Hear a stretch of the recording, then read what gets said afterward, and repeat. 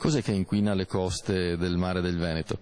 Gli scarichi che arrivano al mare, che arrivano dalla città, che arrivano gli scarichi dei cittadini, ma anche gli scarichi delle aziende.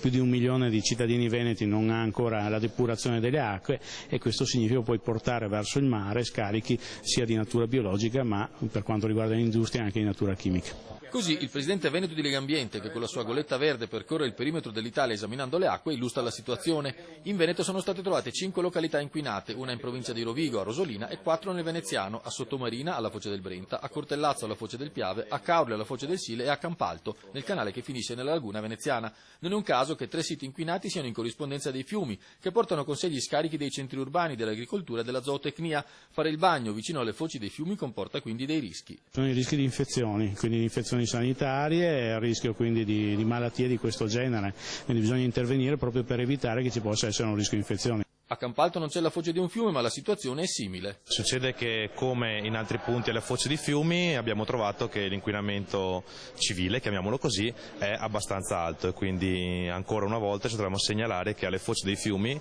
nel nostro paese, in Veneto anche, troviamo uno stato di inquinanti abbastanza elevato. Campalto sconta gravi errori ambientali del passato, errori che hanno sconfinato i reati ambientali. Assolutamente sì, Campalto è una zona dove fosfogessi e quant'altro dagli antichi anni d'oro della nostra zona industriale di Porto Marghera pesano tutt'oggi sul territorio.